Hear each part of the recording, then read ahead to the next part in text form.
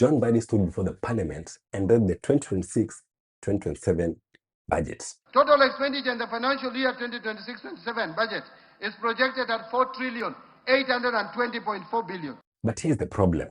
Millions of Kenyans stopped trusting him a long time ago. Not because of this budget, but because of whom he has become. CS Mbadi is so arrogant and full of himself.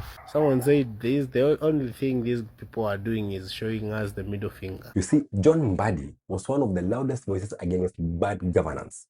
Our people are suffering. One of Raila Odinga's most trusted lieutenants. I am happy that, Baba, you are going ahead of us without me betraying you. A man who spoke for ordinary wananchi, ordinary Kenyans.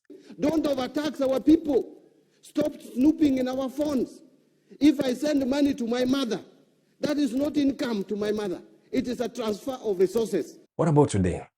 Today, he has become the chief salesman of a government that many people believe they can no longer trust. And the real supporters of ODM have decided that we are giving Ruto a second term. And we are not just giving Ruto a second term for the sake of it. Ruto has done wonders for the economy of this country. Naendelea vizuri. Nakazana kabisa. Biashara iko chini ama iko juu? Iko chini. That is why this budget has had so many problems even before it was tabled in parliament. Imagine waking up to find that your SACCO account has been completely frozen. Not because the SACCO went to court and was found guilty, but simply because 1 or 2 people out of 1,000 members were flagged by KRA for having tax compliance issues. This is the reality under the proposed Finance Bill 2026-2027. The problem is credibility. No one can trust Mbadi. God sometimes, when he finds that you are so tough-headed, he gives you very bad leaders. You get to know that leaders can force you to pay all the money that you earn in form of taxes. Let's talk about it. If you love this kind of content, go ahead and like this video and subscribe. Now let's get to the video. If you are a listening government, please take action. There's something wrong going on in this country. Please take action. You see, when the Finance Bill of 2024 was rejected, Kenya was in turmoil. The country was angry. The streets were restless. The government was under pressure. So they brought in the so-called experts, Mbadi, Joho, Oparanya, Opiyo Wandayi. Kama baba anaenda, ule amechukua mama yako si ndio baba? Sasa baba wetu saa hii ni nani? We were told that these ones joined the government to stabilize the country. That at least was the official story. But many people, especially those who understand how things move, never trusted that story. We never bought it. We believed that these 4 men saw an opportunity and took it. Not to serve Mwananchi, but to serve themselves. People ran to look for jobs, and most people who are around this Baba, they'll tell you. These people had already gone to, when they waited for Baba to be in Dubai, and then they went to State House to look for jobs. And after that entry into government, Mbadi's transformation was remarkable, and not in a good way. We must reject these attempts to increase the price of petroleum product, because that will increase even the price of electricity, and therefore will increase the cost of production. Mbadi, yes. You know, there are so many things happening at the same time. Remember, there's a war in the Middle East. We are looking at the impact of that war.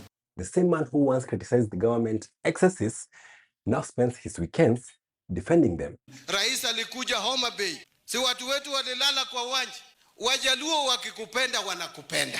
Na tumeamua tunampenda. Na hapo ndiye tuko, hatutoki. The same man who once questioned bad policies was not the one promoting them. The same man who once spoke for Mwananchi was not speaking for the State House. This, I have noticed, has been dropped out of the final bill that has come from the National Assembly. But our proposal was to have it. And I still insist we should have it. If you actually needed a reason to know how this administration is totally out of touch with reality, look at Finance Bill 2026 they are published. Mitumba traders will be taxed. You see, Mbadi in the recent few days, he's been everywhere. Radio stations, TV stations, podcasts, press conferences, interviews, basically everywhere, trying to convince Kenyans that this is the greatest budget since independence. But here's the question. If the budget is truly this good, why does it need such an aggressive marketing campaign? Why does it need constant defending? Why does it need endless explanations? Good policies usually sell themselves. All right, just as What made me realize that this is worse than we thought is what happened this morning. You see, this morning, Mbadi even invited camera crew to follow him around from his home to his office to parliament. all right, just as great, just as promised, consumers of our content, wherever it is you're watching from, we are with the CS for Treasury, the man of the moment, the man of the day. Bwana CS, how do you feel about today? At this point, he's less of a CS to more of a content creator. How are we going to raise this 1.01 trillion Kenya shillings, given that we are also exceeding our runway as far as foreign or international debt is concerned? No finance minister before has spent this much time trying to sell us a budget. Meanwhile, the opposition is raising concerns. There's Kalonzo Musyoka, there's Rigathi Gachagua, there's Fred Matiang'i. They are all saying the same thing. Our colleague, the Minister for Finance now, or the Cabinet Secretary for the National Treasury, has been criticizing us and saying we are making proposals to the Finance Bill 2026 recklessly. And my answer to him is this: you put it forward so that we deliberate it, we give you our views. And that's why we're asking members of parliament that if some of these amendments are not done, then the bill should be rejected in total. A budget belongs to the people, not the government. And citizens are open and free to criticize that document without being labeled enemies, without being accused of politicizing it, without being intimidated. But Mbadi has already prepared his defense. If there were to be riots, yes, he says that any protest against this budget will be politically motivated, not motivated by the contents of this budget itself. I would obviously know that that is politically instigated. And not based on any facts. Not based on my performance as a minister. Think about that. Before Kenyans even react, he has already decided why they are going to be reacting. That is not listening, that is gaslighting. Because citizens have a right to disagree, especially when taxes and public spending affect their daily lives. We cannot continue being killed like animals in our land, in the land of our fathers. And there's another problem: trust, or rather, lack of it. Because Kenyans have had promises before, many promises. The government says that it has increased funding for education. I don't know whether you have checked the figures, but 2021-2022, the total budget for education was 526. Now this year, we have 784. That is very good. Nobody is against that. The question is simple. Will the money actually reach where it is supposed to go to? Question: will the schools get the funding? Will the capitation get to the schools? Will the teachers be paid on time? Do you realize there are people who have not been paid for marking exams from last year? So we have to ask, will the services actually improve? Because allocation is easy, implementation is the hard part.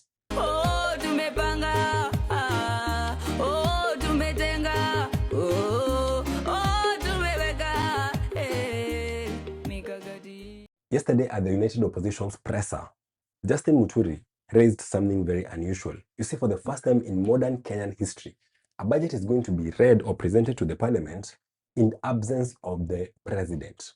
It will be the first time in the history of independent Kenya that a budget, national budget, is being presented in the absence of a sitting president. You see, while the parliament debates this debate that is very important for this country, the president will be abroad. Again, that image alone tells its own story. He is a president who has urged every Kenyan to tighten their belts, that we are in hard times. But he's the same person, same president, who is galvanizing all over the world in some executive jets. And then there's the issue of government spending. Recent reports have raised questions about billions of shillings that have been withdrawn without adequate public explanation. Those concerns have not disappeared. An assessment of the unplanned withdrawals showed that up to 2.5 billion shillings was withdrawn in a period of 6 weeks. On the 19th of January, State House withdrew 355 million. 11 days later, State House was back for 380 million shillings. A week later, on the 5th of February, State House got leave to withdraw 396 million shillings, while on 11th of February, a withdrawal of 258 million shillings was approved. The Controller's report shows that 8 days later, on 19th February, State House withdrew 291 million shillings. A week later, 390 million shillings was withdrawn. And a day after, on the 27th of February. So when Wananchi hear government promises of accountability, many remain skeptical, not because they hate the budget, but because they no longer trust the people who are presenting these budgets. And that is Mbadi's biggest problem. Not numbers, not allocations, not even the opposition. His biggest problem is credibility. People can remember who he used to be. What is most embarrassing? What is most embarrassing is that Baba is being betrayed by his own people. They remember what he used to say. They remember what he stood for. And now they see a completely different man. We thought as members of ODM that after we have the head of treasury coming from ODM and is a former chairman of ODM, shame on you, Honorable Mbadi. You have shamed Baba. That is why today's budget is facing this intense scrutiny. Not because Kenyans oppose development, not because Kenyans oppose spending, but because trust has been broken. And once trust is broken, even good proposals become very difficult to sell. Well, there is no easy budget. In fact, this year's budget is even informed by a number of challenges. You see, the government's challenge is no longer making promises, which is actually what they've done this afternoon. The challenge is providing those promises and making sure that they actually happen, because Kenyans are tired of speeches, they're tired of presentations, they're tired of promises, they're tired of many things. They just want to see results. And until they see those results, many will continue to question everything that this government puts before them, including today's budget. Subscribe.